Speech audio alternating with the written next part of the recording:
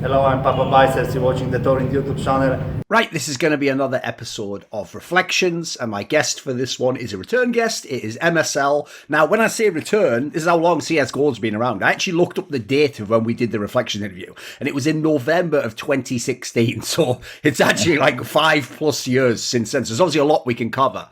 But even though, like that interview, I like the fact that these interviews stand at their points in time, you know, where you can see the perspective of where the person is. I do want to ask a couple of questions that go back before that period, because I'm just interested to see how you will see those things now, so many years removed. So one thing, if you think about the context of the time there, November 2016, if people don't know, I think gla1ve had only joined Astralis in like October or September of 2016 or something, and obviously they hadn't won the major yet. They had become a top team, you know, you can tell they were good, but nobody knew yet they were going to be like major champions, and definitely nobody knew they're going to win like 4 majors, Astralis here. Nobody knew all that shit. Like that was obviously a pipe dream at the time. So what I want to ask you is this: people who were from the old school may know MSL played with gla1ve in the first big team in CSGO that gla1ve had, Western Wolves, when the team was challenging NIP and stuff. But obviously at the time, gla1ve was the in-game leader. You were the support player in the same way as later in his career. He had that weird period before Astralis where he was like the secondary caller, and then Snappy was the in-game leader. So if people don't know, in the Danish scene, a lot of the in-game leaders like know each other and even played together, and actually enough, that's how they became in-game leaders. What I want to ask you is this: how unusual has it been for you in that sense to see this next chapter of gla1ve's career? Because at that point in time, like I say, you'd played with him, but he'd had all those years where, I mean, I would say he was like exiled. Like no one wanted this guy. No one was even talking about bringing this guy. And I even remember when Astralis first was having the idea they'd bring him back, and even they were sort of saying, we're just doing it because it's an enormous gamble, and like, look, we're having problems with Carrigan, so we've got to try something. So we're just gonna literally just take this guy out and just hope it works. So what has it been like to see this incredible period of gla1ve's career since? Like, do you have a relationship with the guy still? What's it like? I think like I actually expected him to do very well, because back in Western Wolves he was an insane in-game leader, and I think especially like leader, like everyone, if something he said, even if it was bad, you know, everyone would follow it like 100% and not question it after. He had this kind of aroma around him, I feel like. But I think some personal stuff happened in his life, and that's why he was gone for so long. So I knew that when he got into Astralis that it would be very good. I maybe didn't expect them to do as well as they did, but I knew that they would be a lot better with him than with Carrigan for sure. One thing you actually, go on, keep going. Because I feel like at that time, Astralis, like Device and so on, needed a leader that could, like, that they would respect in the sort of like, I think Carrigan is the kind of leader that is good tactically, where I think gla1ve is a lot more like a really good leader in general, and can make people respect him a lot and never question him. So I think it was a really good suit for Astralis back then, and yeah. One thing that makes me think of, though, that I thought we could talk about, which ties into your career, and I wondered how you see yourself and if you think this has happened to you, is I've found in Counter-Strike that the in-game leader, like, it feels to me like what you were describing there, where, like, when things are going well, it doesn't matter if even you think they call the wrong strat. You just think somehow, like, something about this guy's mind just works, so let's do it. Maybe it'll work. And somehow, if he says it works, maybe there's something we're not. Essentially, what you're willing to say in that scenario, if you're a player, is maybe I'm wrong. I've noticed that for in-game leaders, the moment, like, the players, and especially if it's the star players, if they start to, like, doubt the in-game leader, it could be for any reason, by the way. In this case of gla1ve, could be they think he did some fucked up shit outside the server. Obviously, if in the server they think too many calls are bad, I think that's happened to Carrigan occasionally. If people lose faith, you know, it does feel like that's when it like, even if the in-game leader doesn't get kicked immediately, it feels like that is almost the end. Like, there has to be some sort of trust, right, in the leader.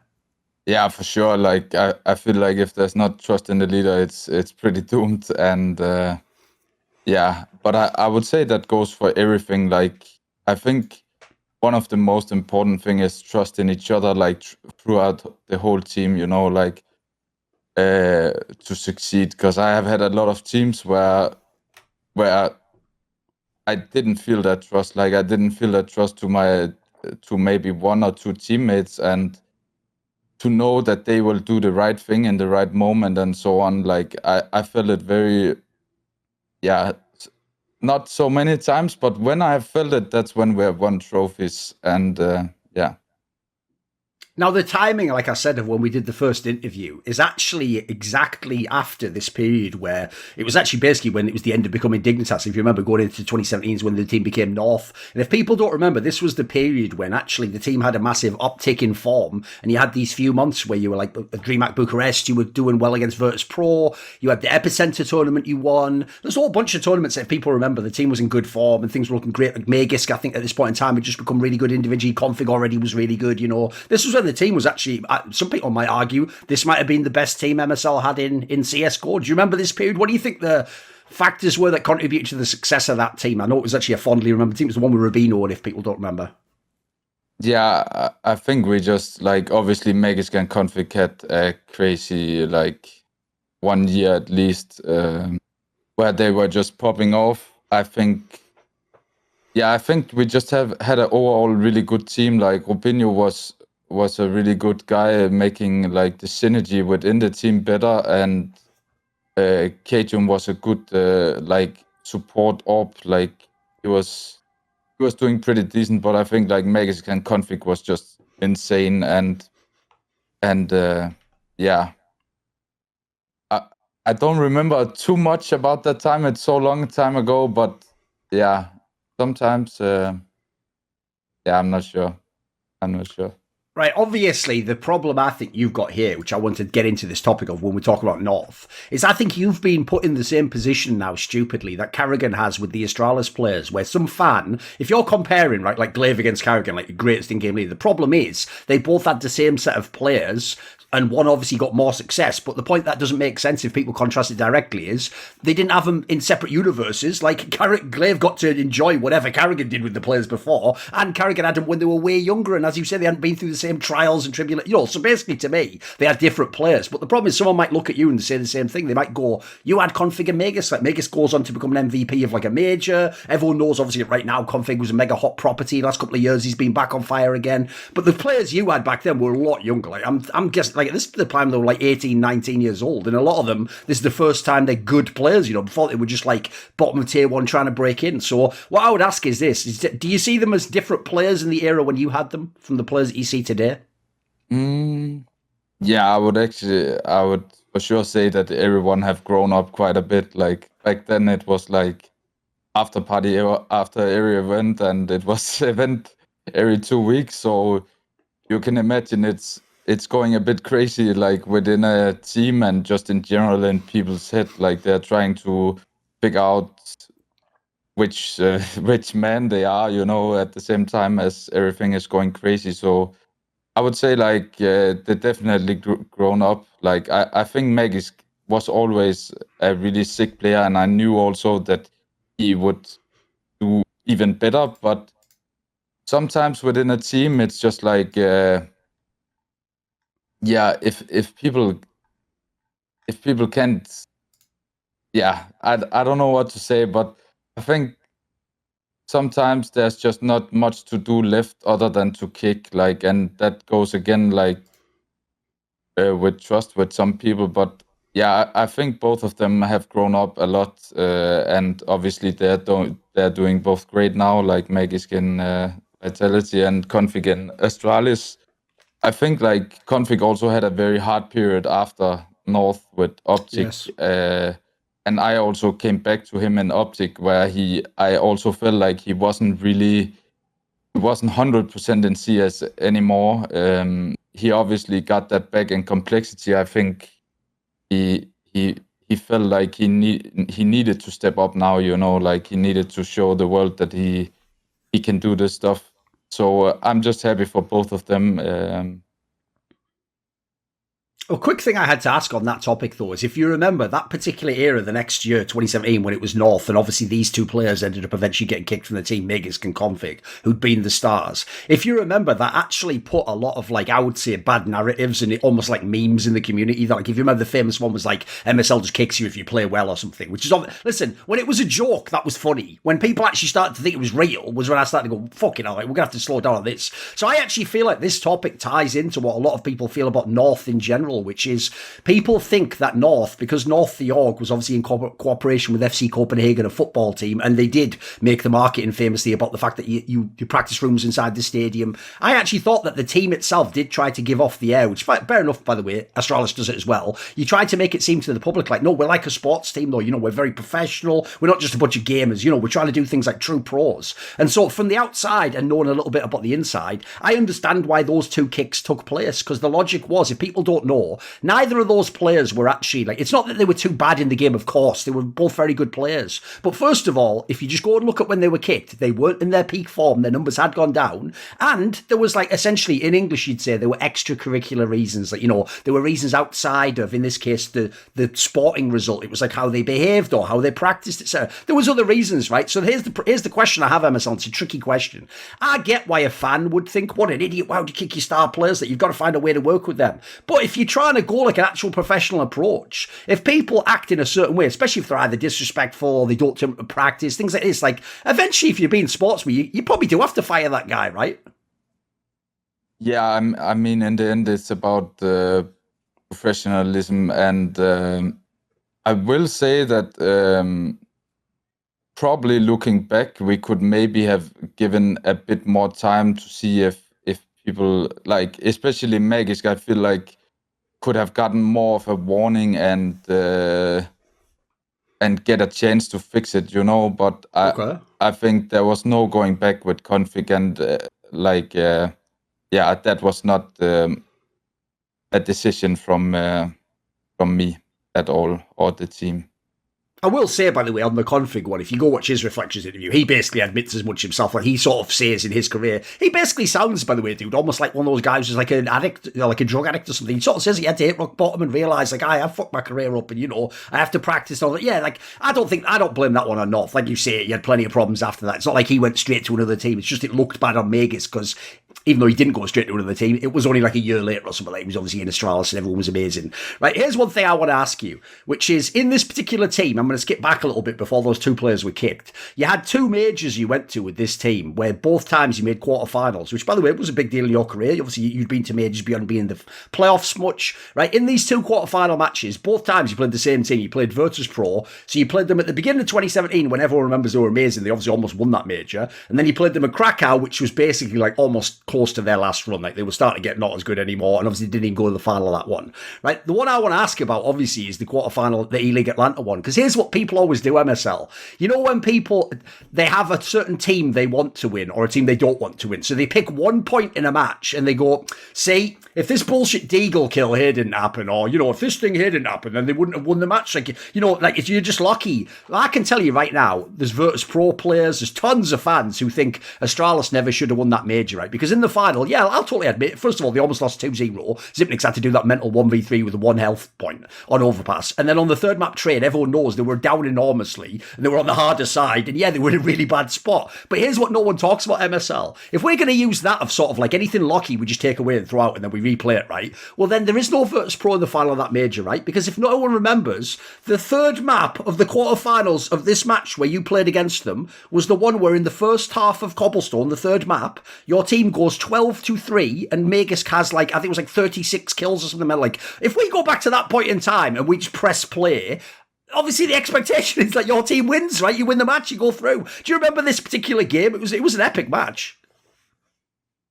I don't remember too much from it. I want to forget it, but yeah, I remember Magisk going crazy, and I'm really sad for him, that we couldn't bring it over the finish line. And I'm really sad that it was on the T side of Cobble, because our T side Cobble was one of the most famous course, yeah, very, very good. But yeah, this is where the experience really kicks in. I remember that we did really a lot of mistakes that we never did before, that match. So I only remember one round where config is it's the only round I remember from that match where config plans the wrong place, a place we never planned it before.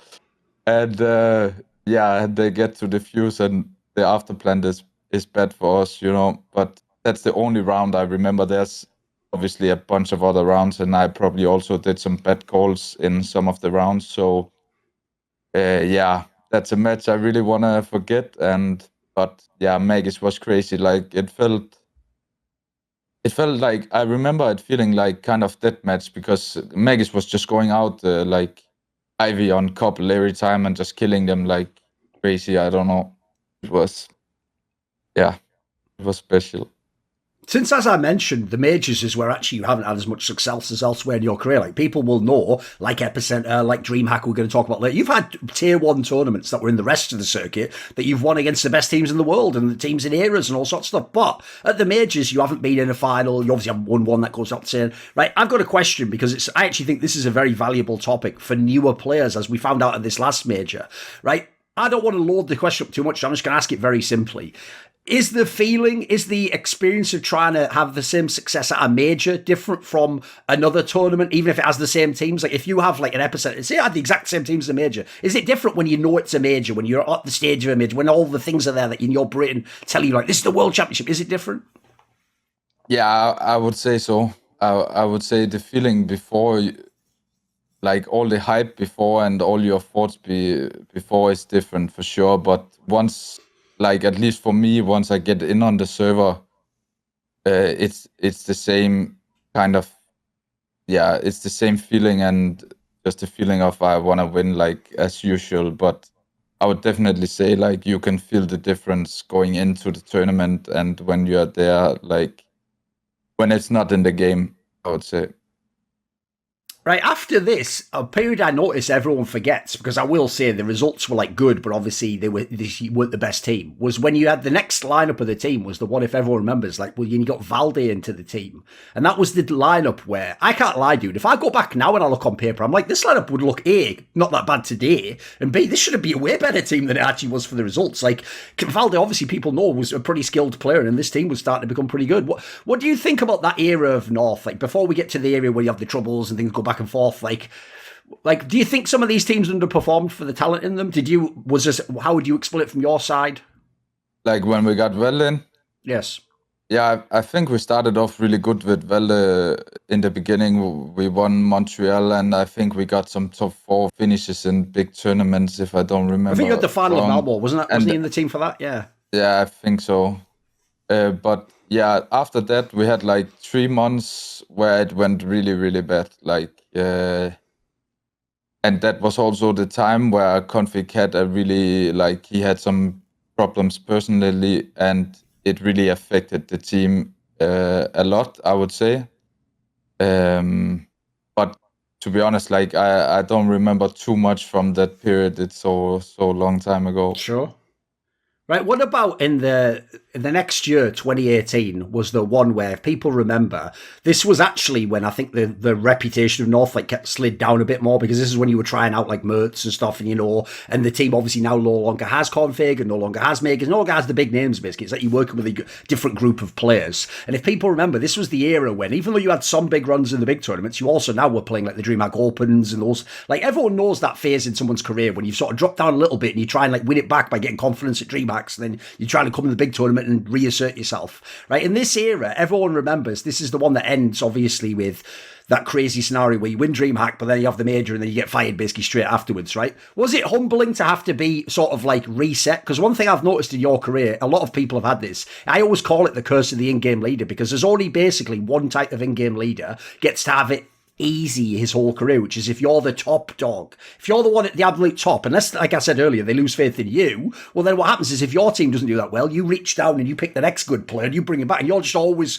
working with talent, always getting new fresh talent. That's why it makes perfect sense that the great in-game leaders get like 10, 15-year careers. But if you're the guy underneath, like you were in certain times, or in the past in CS 1.6, people like Pronax were in this spot, you always lose your player, and then it's not just hard because you have to go and find the next star, but I found the worst part when I talk to these guys is it's like the psychological feeling of like, I've been reset all my hard work. Like, I did all this to get up to this point. I had my stars, I was this guy, like I was saying about the major, like I'm almost in the semis of a major, maybe I'm competing, but then I lose my stars, I have to start over, fuck, I'm gonna have to get this AWPer that's never played before, I'm gonna have to get this guy. Is it humbling to have to go back to like Dreamhack Opens and sometimes not even win them, etc.? How do you handle that?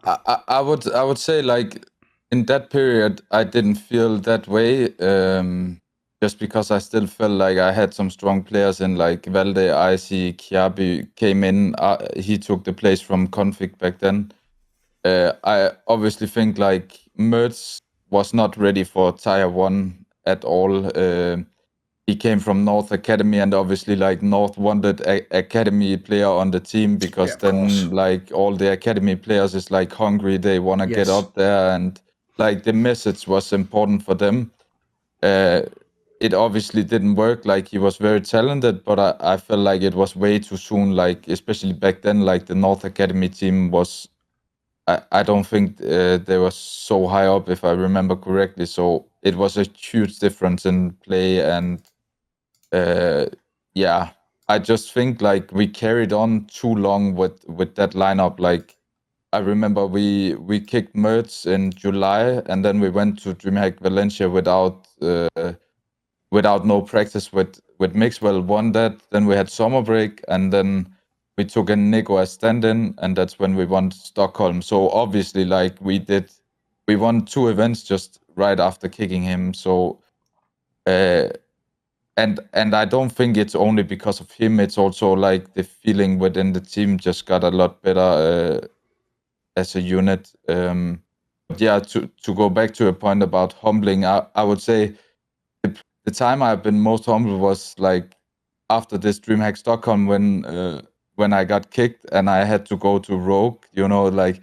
that was like going from top 3 in the world and just winning an event to go outside of top 30 was like I did it just because I wanted to keep going and I wanted to play, and it also worked because in the end I got offer from OpTic because we did pretty good in Rogue compared to like what lineup we had and so on. I actually think Rogue is the best team, like team feeling and so on I have had like after, you know. In what sense was that? What was the feeling in that regard that you're referring to?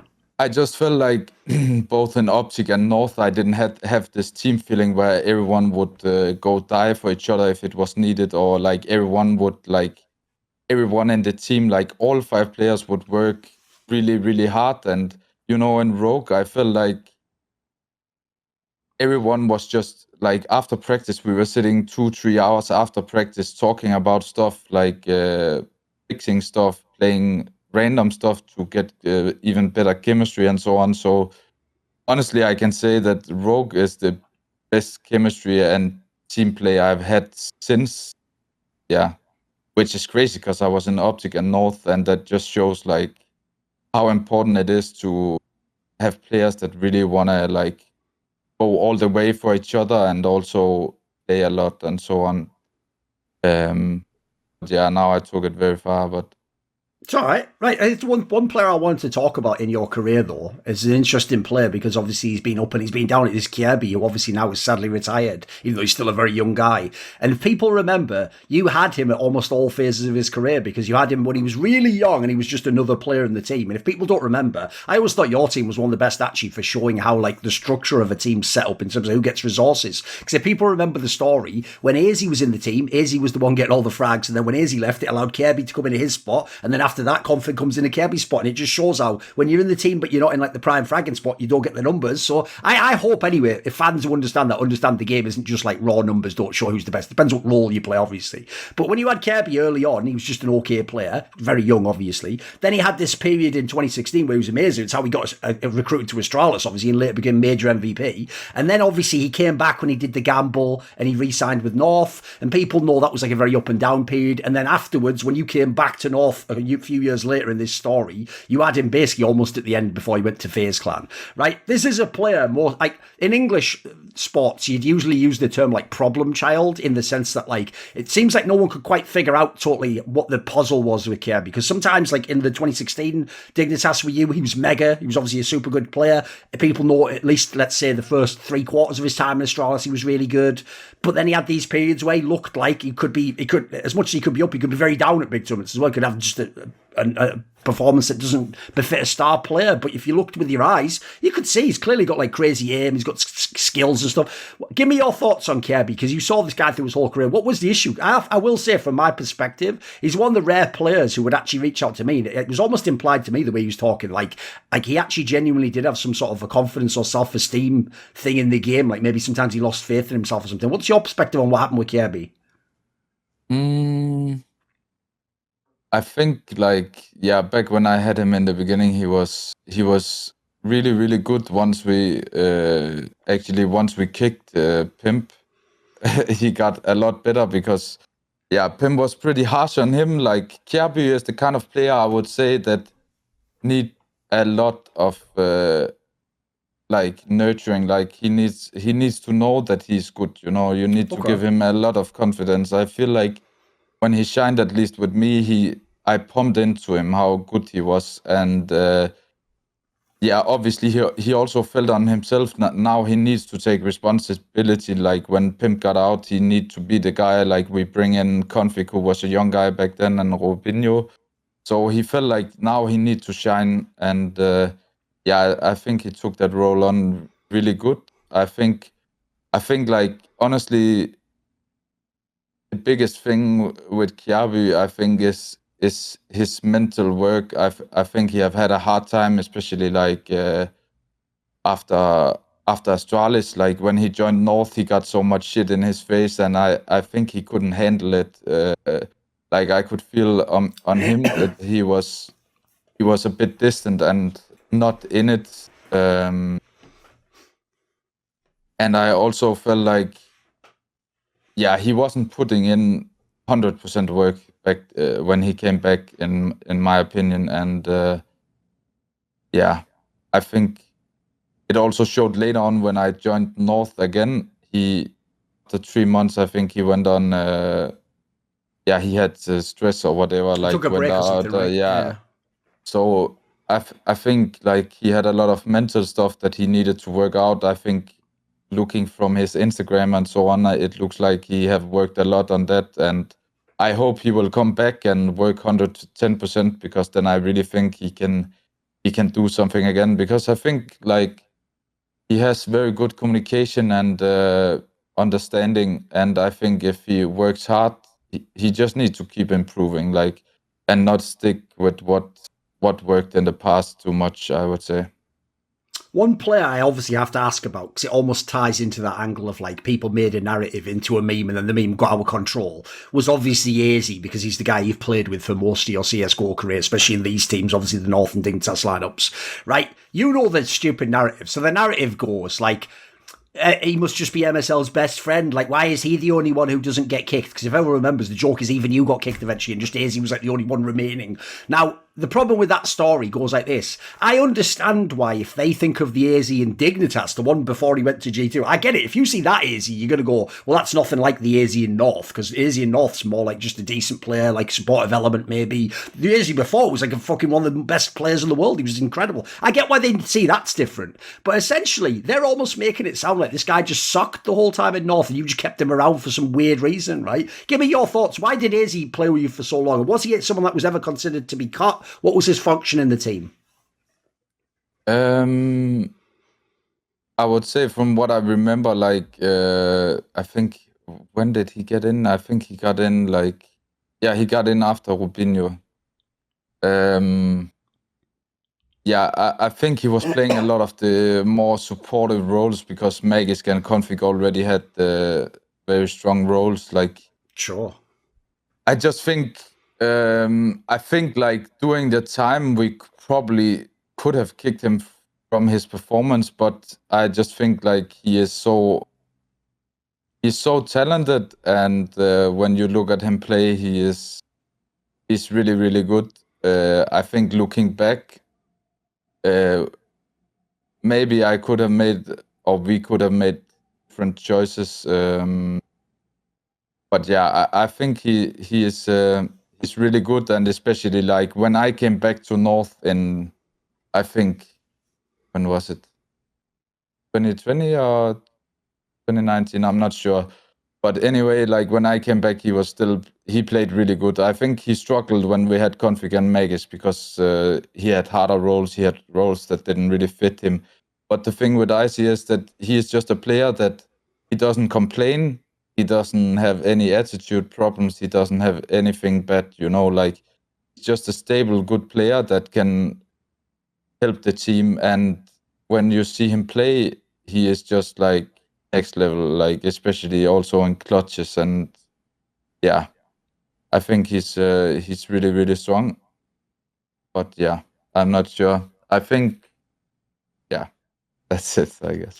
Right, I obviously referenced earlier, if we were picking out like best moments in MSL's career, an obvious one would be Dreamhack Masters Stockholm in 2018, just before the major, because if people don't know the context, one, this was the Astralis era, like they were basically considered almost unbeatable at the time, and in fact, even if they lost, this is the key detail for this story, they would lose like 16-14 every time. It was so hard, it wasn't just hard to beat, it was hard to actually like put them away, they were so fucking good. But if people don't know the story, this tournament is very unique, because not only did you win the tournament and your team wasn't considered like an elite team at the time, but more importantly, you beat Astralis twice in the same tournament in best of threes. And if people remember, most famously, one of them was like a fucking 16-1, which was like you actually battered them in the final on one of the maps. So, right, this tournament, the problem with it is it just like, obviously this form didn't carry over for many events after, etc. So people are going to think it was a fluke, right, MSL? My problem is this. On the one hand, in a way it was, like everything went amazingly and everyone played awesome, etc. Like you had obviously stats that you normally never had. But at the same time, you can't really fluke like beating Astralis twice, beat like that. Like there's too many wins there. Like it flukes like if you get like one big win, you get a lucky bracket and then you just beat the one team in the final. Like how do you think of this event? Is it the best event in your career? Do you think of it as the highest point?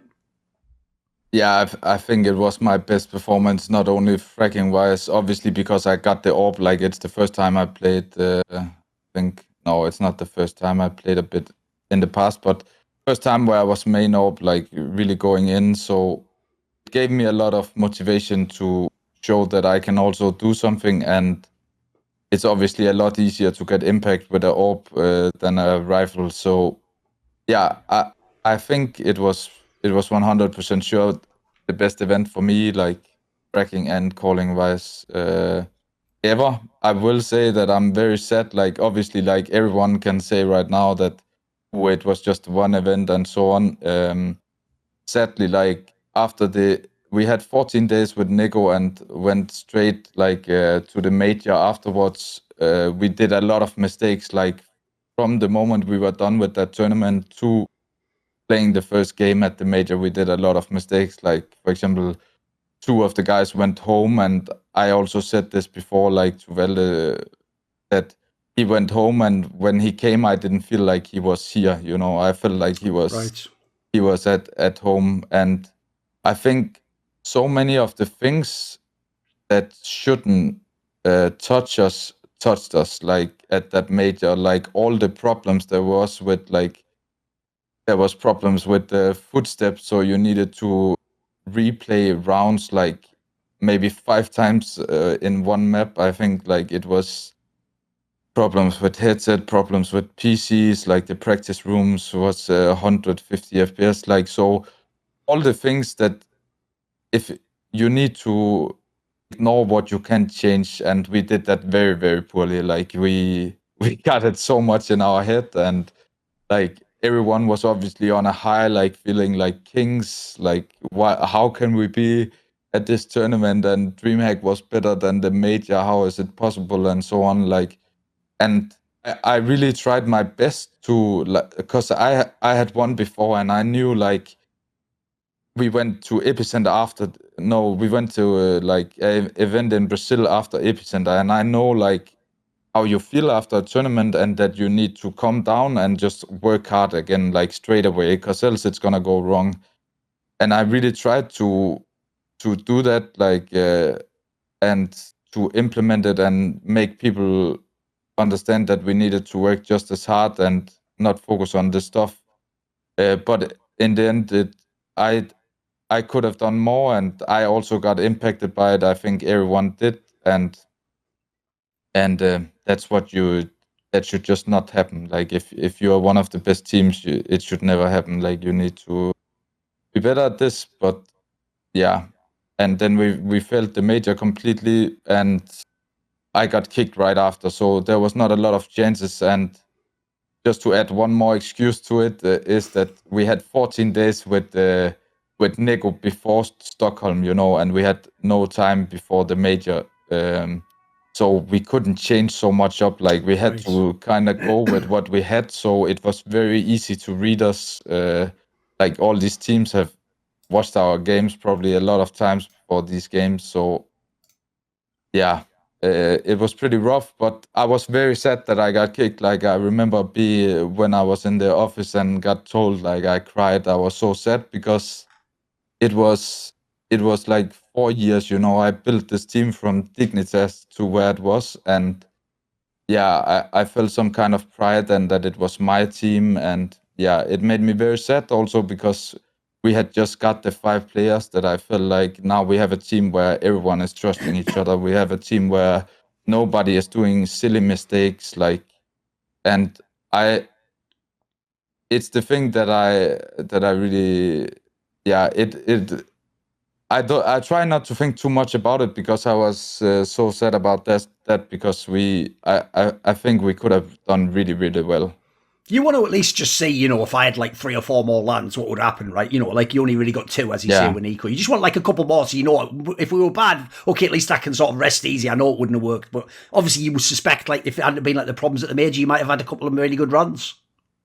Yeah, I mean, I was kicked right after the major, so we only had 1 tournament after that. So yeah, I would definitely have liked more events, and for me, it also, like, I remember that they didn't kick me straight away because I think they needed to solve out problems with Cadians, like buyout and so on. Right.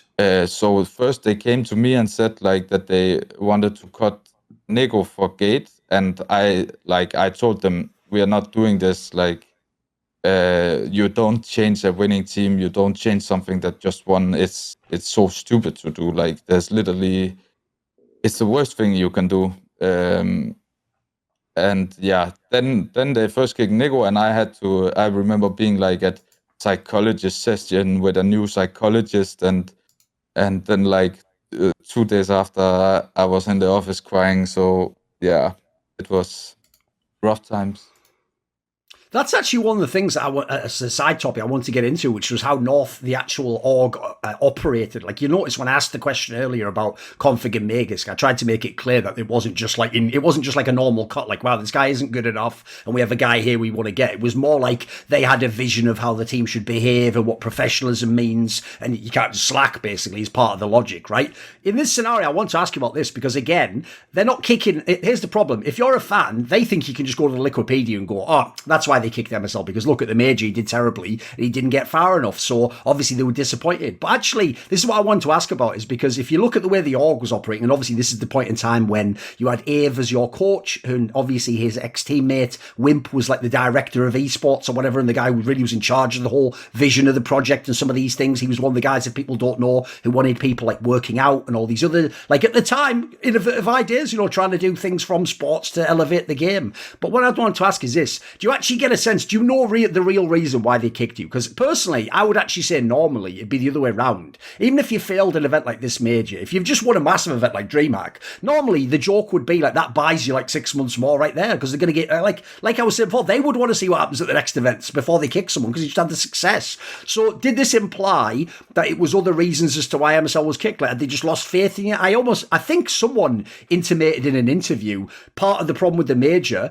I mean, I'm sure if they weren't there, they might not have understood all the tech problems, but wasn't it intimate they didn't like that you sort of went a bit public with it or something, like you sort of like complained publicly about the issues at the major? Was any of this contribute? Why, essentially, do you know the reason you were kicked? Yeah, they told me the reason was that I did a tweet about the major when we lost, where I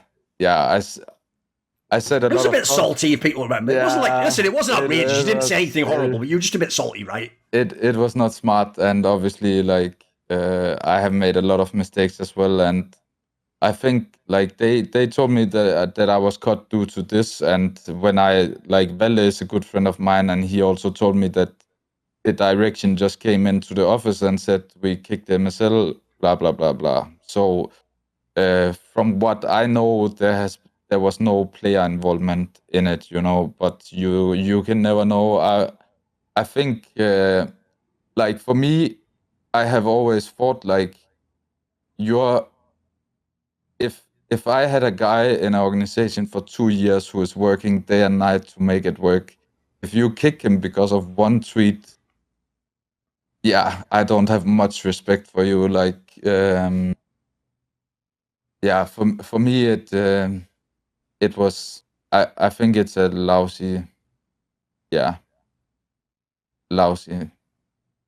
reason. wanted to ask, though, like I said, about the general setup of the way North was with this approach, that it wasn't just like, essentially what I'm saying, if fans don't get it, is, even in this time period, a lot of teams actually kind of ran themselves. So as a result, by the way, there were teams where people could be lazy or bad manners and stuff, as long as the results are decent enough in the server. In fact, some teams, like the org itself, almost doesn't interact with the team. They just book your plane tickets and you go off to the boot camp and then the event, whereas they were trying in North. I mean, the funny thing about this analogy is, some of the things they did in Astralis were just fake for PR, but essentially North was also trying similar things. They were trying this professional approach. So this is the question I have, right? It's about basically the Wimp and Ave and this like philosophy they had where they tried to bring in these guys to revolutionize the game. Because another thing, if people don't know, is Ave was also trying like what now would be considered the futuristic style of coaching. Like you have all stats programs and you're looking for weird edges and stuff, right? The problem I have is this, MSL. All of their ideas on paper sound brilliant. They actually sound like things where if someone said, I'm going to try this and no one's done it before. So for example, if Wimp came to me and he said, I'm actually going to try and make my team one of the first ones who I actually like demand that they stay fit,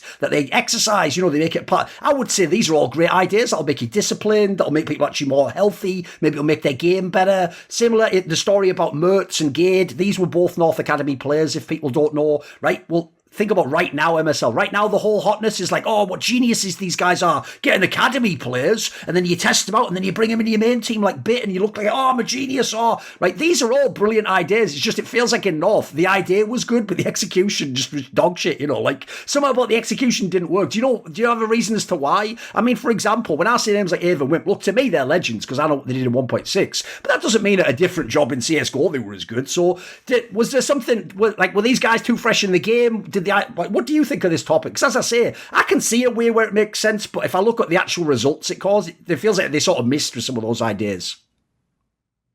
Yeah, I think like obviously I'm also a bit painted by this because of all the things that happened. But me and Wimp didn't work well together, and yeah, I think the idea to work out and be fit is good. Like it obviously makes you feel better as a human to be fit and feel good, and you will probably also perform better. But as I said before, I also think I said it last interview we had, like you need to understand when to do it and how to do it. And I also think one of the big mistakes like with North was that everyone had to move to Copenhagen and go to like the office very often. Astralis didn't do that. They went to boot camp maybe sometimes, and just other times it was just going to the office to do PR. As far as I know, I think Zipnik's never lived in Copenhagen, right? I think he always lived in like Aalborg or something, didn't he? Yeah. And I don't think the Vice lived in Copenhagen either. So like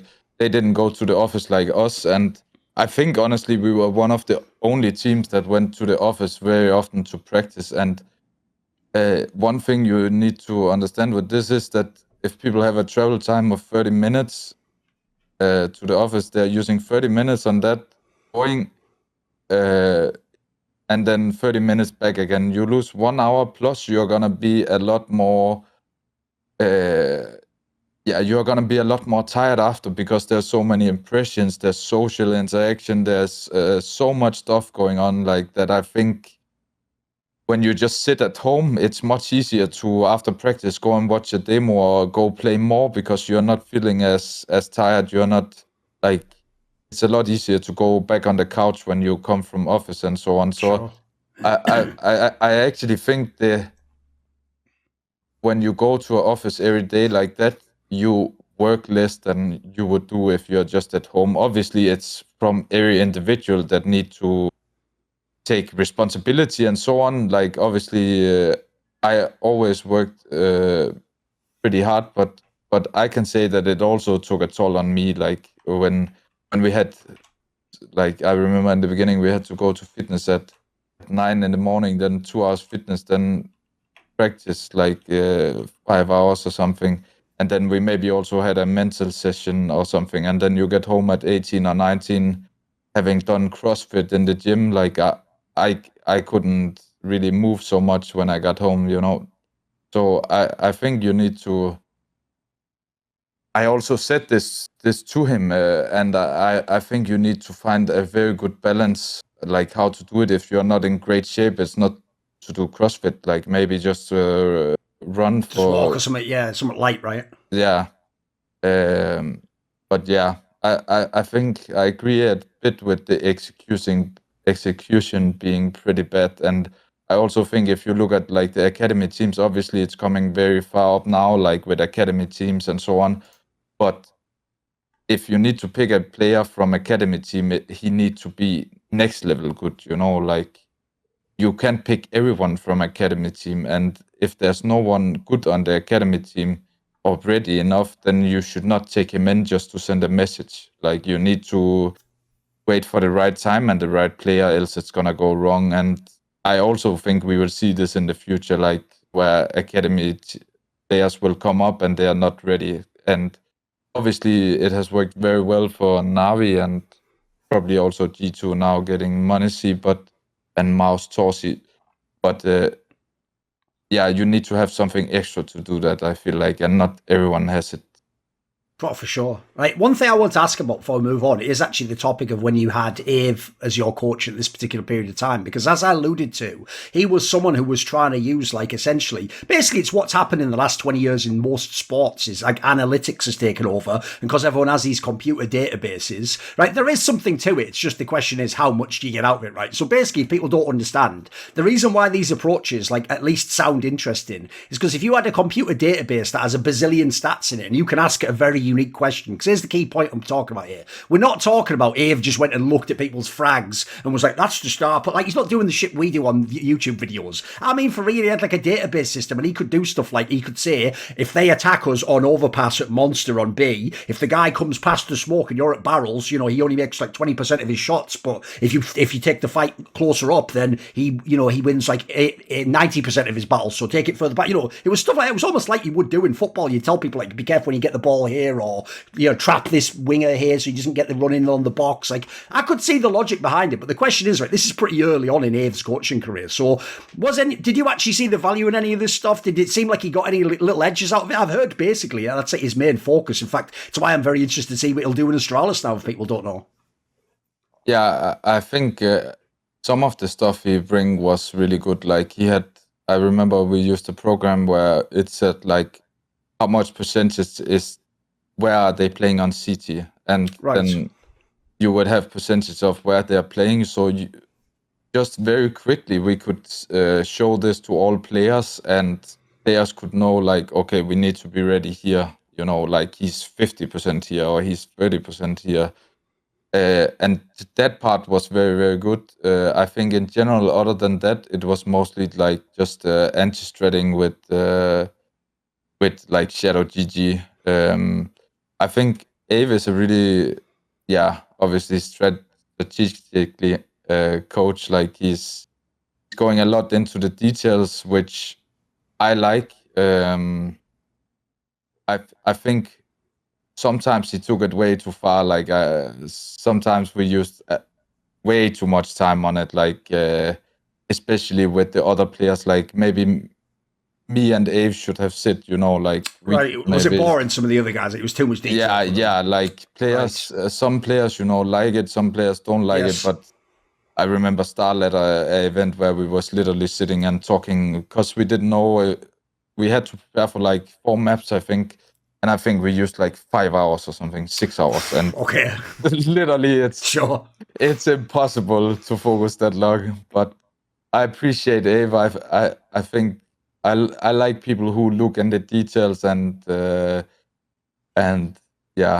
into the details, because that's what I like too. I just think like, I think we did a poor job like executing it again. I feel like we needed to do it in a different way. And obviously we also changed it over time. Like we did a lot less and it worked a lot better. Like I think it was like at the end of like before I got kicked, like for example DreamHack Valencia and DreamHack Stockholm, and a bit before that we changed it, so we did a lot less anti-threading.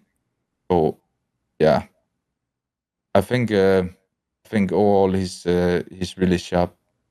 This video was kindly supported by Ahmed Hadju, Iskander, Matt Pugnatio Rakula, Toucan, Travis Goff, Adam Oaks, Animosity, Butt Pounder 420, Hades, J-Dubs, Jensen Gore, Joy, Joseph Ginsberg, Kovacevic, Tobias Bernasconi, Zumba, Zyrathenia, and a special thanks goes out as always to Jerky's Minion, but also to Jeremy Dole. Do you want to suggest a topic or a guest for my content? You want to ask me a question for one of my video AMAs? Want teasers? Find out who the guests are. Would you like to take part in a lengthy esports discussion with me? Well, if so, put your money where your mouth is and join the Scrolluminati today via the Patreon link in the description box below.